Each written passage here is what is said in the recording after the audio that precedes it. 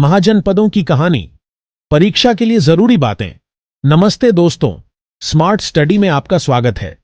आज हम जानेंगे एक ऐसे मजेदार अध्याय के बारे में जो भरा हुआ है जरूरी बातों से, खासकर आपकी परीक्षाओं के लिए। महाजनपद। याद है, हमने पिछली बार उत्तर वैदिक काल के बारे में पढ़ा था। उसके बाद समय बदला, हालात बदले और भारत में आया एक नए युग की शुरुआत। 16 शक्तिशाली महाजनपदों का उदय। सोचो, गांव बदल रहे हैं, बड़े बड़े किलेबंद शहरों में, गंगा नदी के किनारे चहल पहल से भरे हुए।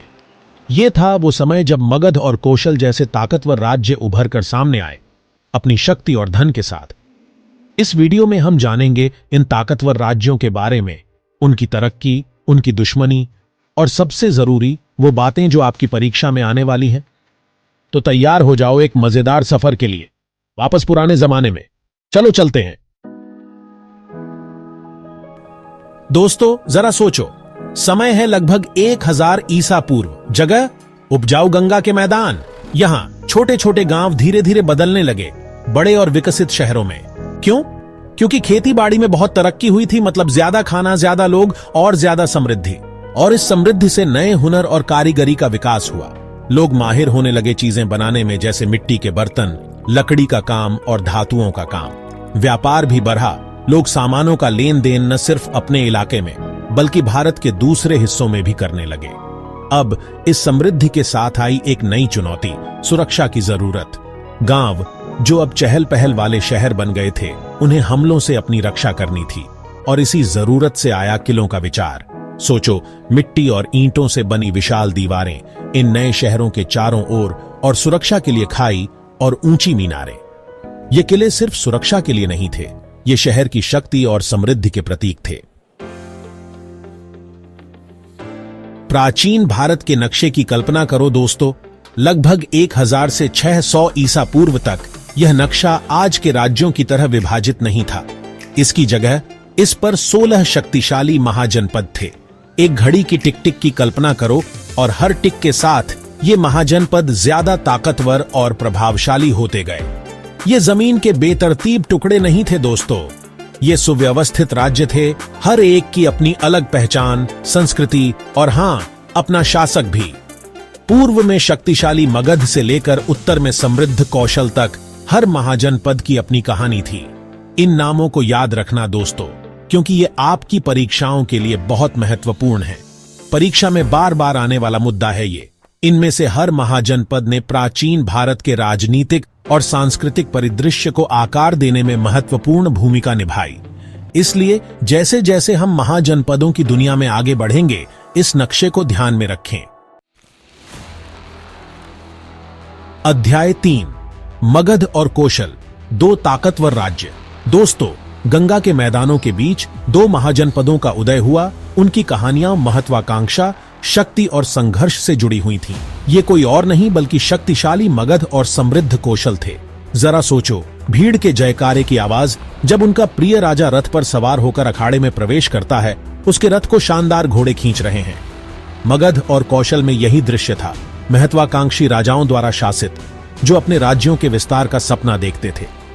मगध, जिसकी राजधानी गिरिव्रज बाद में पाटलिपुत्र थी, का एक रणनीतिक लाभ था। उपजाऊ भूमि, लोहे के भंडार और जलमार्गों तक पहुंच के साथ यह एक शक्तिशाली राज्य बनने जा रहा था। दूसरी ओर कौशल अपनी समृद्धि और व्यापार के लिए जाना जाता था।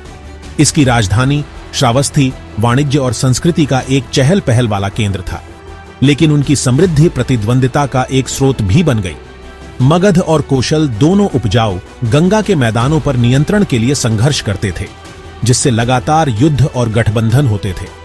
उनके शक्तिशाली शासकों के नाम याद रखना दोस्तों, मगध के बिंबिसार और अजातशत्रु और कौशल के प्रसेनजित। इन राजाओं ने अपने राज्यों के भाग्य को आकार दिया और भारतीय इतिहास पर एक अमिट छाप छोड़ी।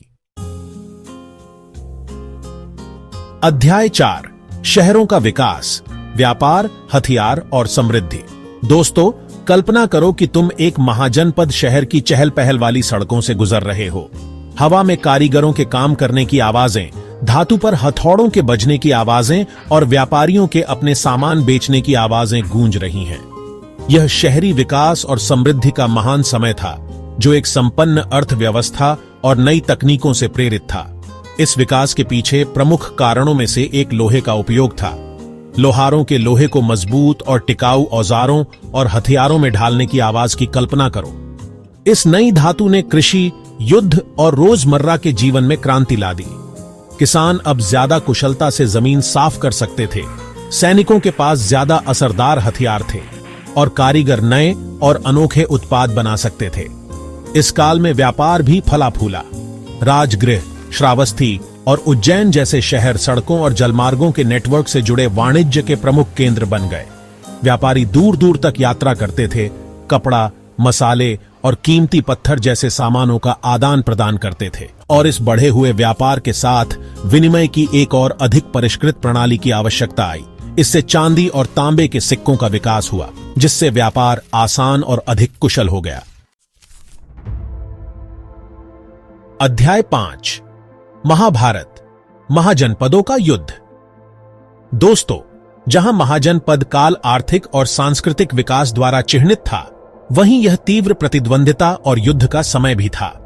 तलवारों की टकराहट, रथों की गड़गड़ाहट और योद्धाओं की चीख पुकार की कल्पना करो, जब ये शक्तिशाली राज्य सर्वोच्चता के लिए लड़ते थे।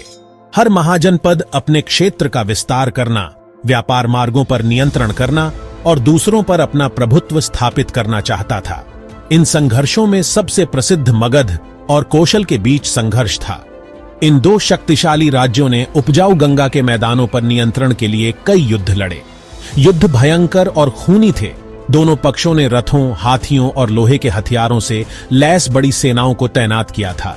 इन युद्धों के सबसे महत्वपूर्ण परिणामों में से एक उत्तर भारत में प्रमुख शक्ति के रूप में मगध का क्रमिक उदय था। बिंबिसार और अजातशत्रु जैसे महत्वाकांक्षी शासकों के अधीन मगध ने पड़ोसी राज्यों पर कब्जा कर लिया और अपनी शक्ति को मजबूत किया। हालांकि ये युद्ध विनाशकारी थे, फिर भी प्राचीन भारत के राजनीतिक परिदृश्य पर इनका गहरा प्रभाव पड़ा। इन्होंने बड़े और अधिक शक्तिशाली राज्यों के उद्भव का मार्ग प्रशस्त किया, आने वाली शताब्दियों में साम्राज्यों के उदय का मार्ग प्रशस्त किया। तो दोस्तों, ये था महाजनपदों का एक झटपट सफर। हमने उनके उदय, उनकी संस्कृति, उनके संघर्षों और सबसे महत्वपूर्ण उन जरूरी बातों के बारे में सीखा जो आपको अपनी परीक्षा में अव्वल आने के लिए चाहिए। अब समय आ गया है एक तेज रिवीजन राउंड का। तैयार हो जाओ कुछ तेज सवालों के लिए जो आपके ज्ञान की परीक्षा लेंगे और आपको महत्वपूर्ण बिंदुओं को याद रखने में मदद करेंगे।